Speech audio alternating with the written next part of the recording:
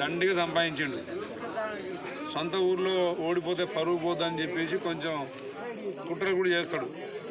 ఎన్ని కుట్రలు చేసినా తిప్పికొట్టడానికి మరి మేము 90 సంవత్సరాల పెద్ద మనిషి ఏమో ధైర్యం చేసిండు, మీరు 20 సంవత్సరాలు 30 సంవత్సరాల మీరేమో ముసళ్ళు అయ్యారు. పెద్ద మనిషి ఏమో యువకుడిలాగా తిరిగింది నాతోని, మీరంతా ముసళ్ళ ఇంట్లో కూర్చున్నారు 2 రోజులు. ఇప్పటికైనా బలం తెచ్చుకోండి, ధైర్యం తెచ్చుకోండి. ఏ ఎన్నికలైనా అక్కడ ఉన్న వార్డు మెంబర్తో సహా ఒక్కటి వానికి అవకాశం ఇవ్వద్దు. గతంలో ఏంటంటే మీరు సర్పంచ్ గెలిపించారు, కానీ ప్రాబ్లం ఏమైందంటే గవర్నమెంట్ వాడేనా వాళ్ళదేనా మా ఎమ్మెల్యే వాడే కాబట్టి సర్పంచ్ వాళ్ళు అటు పోయింది. ఆడ మనిషి సరే ఏదో భయపడి పోయింది పనుల కోసం. ఇకపై అట్లా భయపడాల్సిన అవసరం లేదు. మీకు ఈ మధ్యలోనే 2-3 పనులు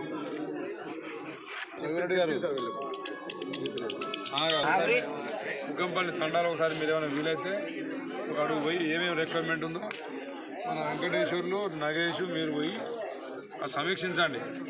ఓకే, ఇక మా పాత నాయకులకు సీనియర్ నాయకులకు చెప్పేది ఏంటంటే కొత్త పాత కాదు, అందరినీ కలుపుకుపోయి ప్రేమగా ఉండండి. అన్ని ఊర్లు ఇట్లా ఖాళీ కావాలి. అన్ని ఊర్లు ఖాళీ అయితే మీకు ఖర్చు తప్పుతుంది. అందరు మన వైపు ఉంటే ఇక ఖర్చే ఉంటుంది. ఇనానిమస్ చేసుకోవచ్చు.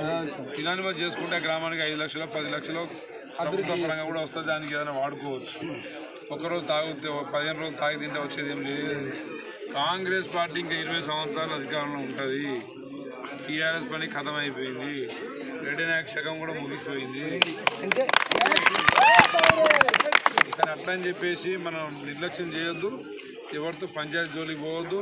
మళ్ళీ మేమంతా రామచంద్ర నాయక్ టీం అని చెప్పేసి ఇసుకోతోలదు.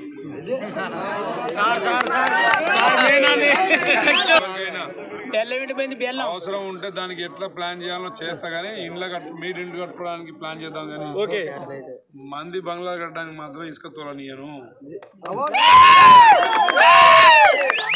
మీరు ఒక్కటి తోలుకుంటే వాడు అవతలోడు 100 తోలుకుంటాడు. కాబట్టి ఏ ట్రాక్టర్ తిరగనియొద్దని చెప్పినా మీ ట్రాక్టర్లు ఉంటే జాగ్రత్తగా ఇంట్లో పెట్టుకోరు కొన్ని రోజులు. ఓకేనా? ఇక మిగతా విషయాల్లో కూడా వాళ్ళ జోలికి పోకండి, వాళ్ళని మీ దగ్గర రానియకండి. ఎందుకంటే మనం గెలిచినాం, మనం మంచి చేయడం కోసం వచ్చినాం, పంచాయతీల కోసం రాలే. ఇక చేయాల్సిన పంచాయతీల్లో గ్రామ పంచాయతీల అభివృద్ధి.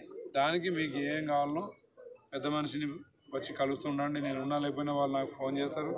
వారి ఫోన్ నేను ఒక్కోసారి ఎత్తలేకపోయినా ఇట్లాంటి మీటింగ్లు ఉన్నప్పుడు ఎత్తలేము, మళ్ళీ చేసి వారితో నేను మాట్లాడతా. అట్నే ఏంటంటే అదేవిధంగా కమలాకర్ గారు కూడా ఇప్పటి నుంచి ఇక కొంత సమయం కేటాయించండి. ఓకే, గంగమ్మ పెద్దమ్మ ఇద్దరి గుళ్ళు పోయింది. అలా మీ బాబాయ్ మీ అన్న కేసీఆర్ మొత్తం ఖాళీ చేసిపోయింది. ఆడ మన నిధి లేదు, మొత్తం ఎత్తుకుపోయాడు, కింద నుంచి ఎత్తుకుపోయాడు. మళ్ళీ రేవంత్ రెడ్డి గారు మళ్ళీ ఆ హుండీని నింపే పని చేసిన తర్వాత మనకి పథకాలు వస్తాయి, పనులు వస్తాయి, అన్నీ వస్తాయి. దయచేసి కొంచెం మీరు సమన్వయంగా ఉండండి, హడావుడి చేయొద్దు. ఇప్పుడు మీరు ఇలా హడావుడి చేసిరు, ఎవరెవరు పోయిర్రా అని లక్షం అడుగుతుంది.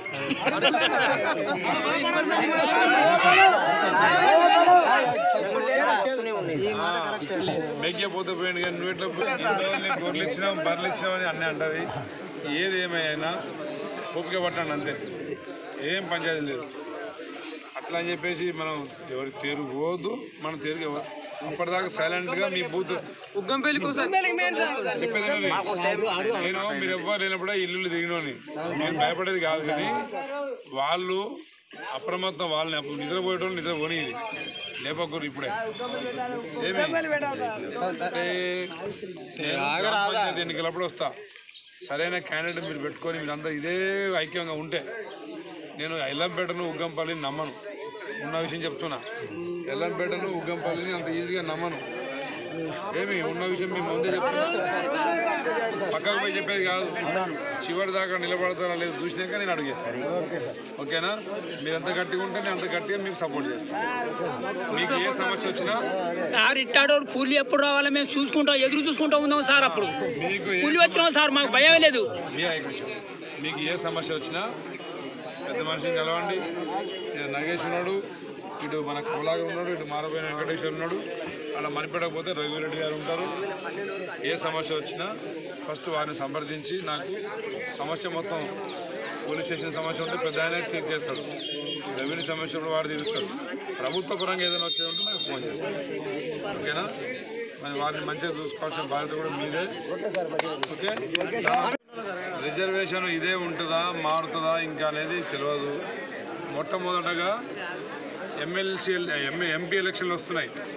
ఫిబ్రవరి 2వ వారంలో నోటిఫికేషన్ షెడ్యూల్ జారీ అవుతుంది. ఫస్ట్ ఎంపీ ఎన్నికలు ఎవరికి ఇచ్చినా ఎంపీ కూడా గెలిపించుకోవాలి. నాకు కూడా తోడు పెళ్ళికొడుకులా ఇంకోటి నాయకుడు ఉంటాడు. తర్వాత ఎమ్మెల్సీ తీర్మానం మండలానికి ఇస్తున్నారు. మీరు అందరూ డిగ్రీ చేసిన వాళ్ళే కనబడుతున్నారు. మరి ఓటర్ నమోదు చేసుకోండి. గతంలో ఉన్న ఓటర్ నమోదు కార్యక్రమం చేసిన గతంలో ఓట్లు వేసిన కూడా మళ్ళీ చేసుకోవాలి. గ్రాడ్యుయేట్ ఎన్నికలకు మళ్ళీ చేసుకోవాలి. దానికి 10th memo, degree certificate November 2020 ముందు అయిపోయి ఉండాలి డిగ్రీ. అదేవిధంగా ఓటర్ ఐడి, 2 ఫోటోలు, ఎస్ఎస్సి మెమో, డిగ్రీ సర్టిఫికేటు, మన